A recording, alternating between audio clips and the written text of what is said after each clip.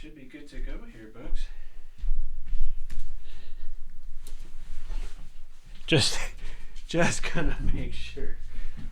Absolutely sure it's going. Okay, it is going.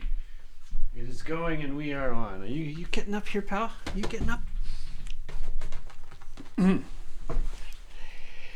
Hello, everybody. Hello there, my good creatures of the future times.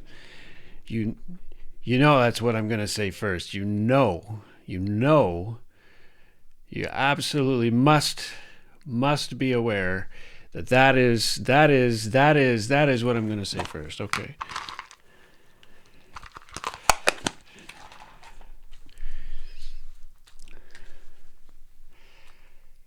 Hello, my good creatures of the future times, and welcome again to the new Millennials Daily.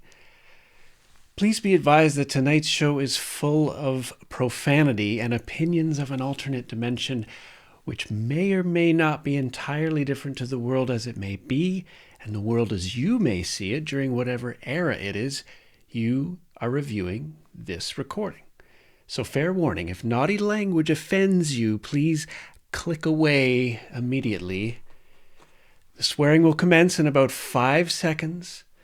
So fair warning, last chance, I'm really going to be swearing intermittently from now on. I am almost certain to say fuck and shit and asshole a lot because tonight's show is about shining a floodlight on the evil in our world so it can find its way back to fucking hell already.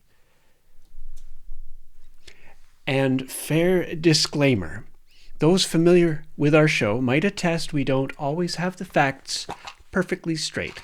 This time capsule stuff is a form of show business after all, but as your host and narrator, my promise to you is that I myself am indeed an actual human being alive here on Earth in the 21st century, and my heart is on my sleeve.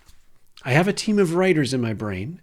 The writers of tonight's episode originally had intended to produce a very short piece about how, in light of current events, planet Earth is going to have to change the common term of our binge-eating fast food recipe of French fries, gravy, and fatty, salty cheese curds. But as they set about the task of writing this script, they realized that context was required in the off chance that this video somehow made it to you, but without any other information in accompaniment to shed light on why we had to do such a thing.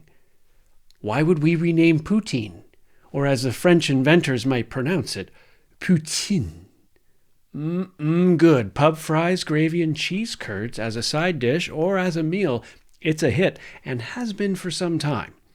So again, just in case you, my good viewer, from the future, just in the almost impossible instance that you have not yet heard about the terrifying war in Ukraine rocking the borders at full tilt right here on Earth right now, tonight on May 1st, 2022, just in case you, the viewer, my friend, have no idea what I'm talking about. The writing staff have been working extra hard to provide adequate exposition with hopes of being a help, not a hindrance, to the handfuls of trained anthropologists and historians of the future times who have enough patience to sit through this personal mess of mine and draw conclusions about the state of the human condition during the time of this recording. As if, right? But just in case, the writers thought to jot down some context for the material of tonight's show, and then discovered further that even the context required more context in order for any of this to come close to making any sense at all. And so tonight, my job is to try to present this context, and then at the end of the show, have a quick chat about renaming our planet's favorite cheesy fry fascination. But please note that even if you manage to absorb the context, this episode will still be quite incomplete in the facts and the scope of what is actually going on in the world right now. So, save for warming up my vocal cords for some opera singing I plan to do later, I cannot overstate that some of the following diatribe may prove itself both verbose and inaccurate, and possibly will not lead to any significant points of closure. So, Stay tuned for that. Yes, don't touch that dial. There's some heavy shit going down in our world right now, and I guess, to be honest, I am frustrated with the whole thing, and I dare say there's masses of people in my time who share in my frustration. Frustrated that our species has not evolved past barbarism, brute and cruel uses of deadly force, only to show off the backward value system of might is right. I am frustrated from bearing witness to devastating things going on in our world again and again.